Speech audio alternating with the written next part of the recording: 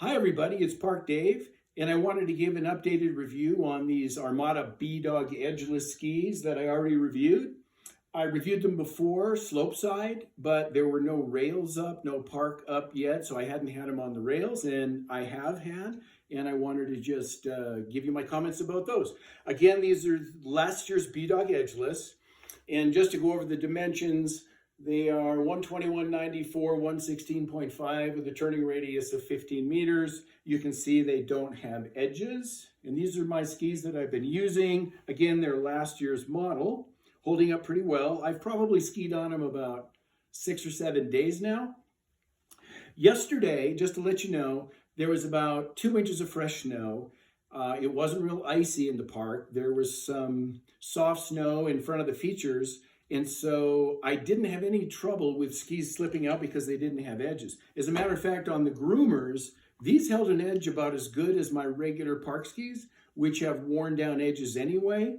Now, when you hit ice, even my regular park skis slip out because they have worn down edges, but these gripped pretty well. I don't know if it's because they're still new and these edges are kind of sharp, or because it was the soft snow, but I really didn't notice that much of a difference. And I didn't notice that much of a difference on the takeoff onto the rails.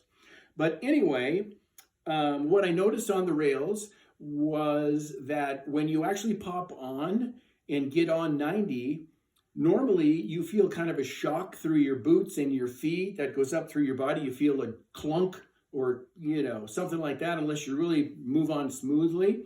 And I didn't notice that much with these. They almost landed, I don't want to say soft, but they landed with much less of a shock through your system as you get on the rail. And I think it's probably because you don't have the steel edges that transfer all that shock, steel to steel, from the ski to the rail up through your body. You don't get that jolt.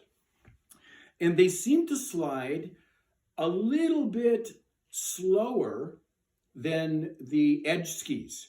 They were smoother, slower, and it seemed to me like they stuck to the rail a little better.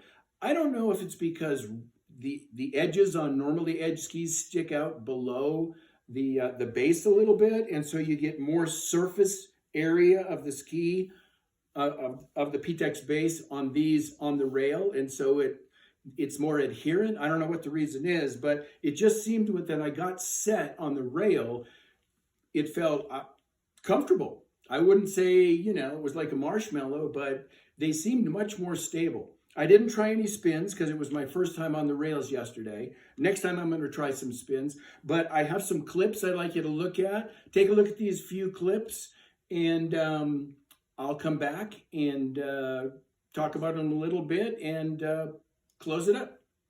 Thanks.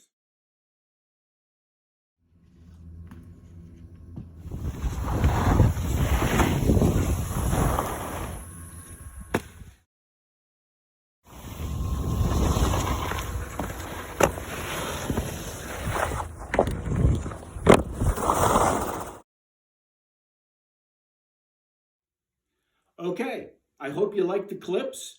Very simple rail, elevated rail, Keystone A51 terrain park.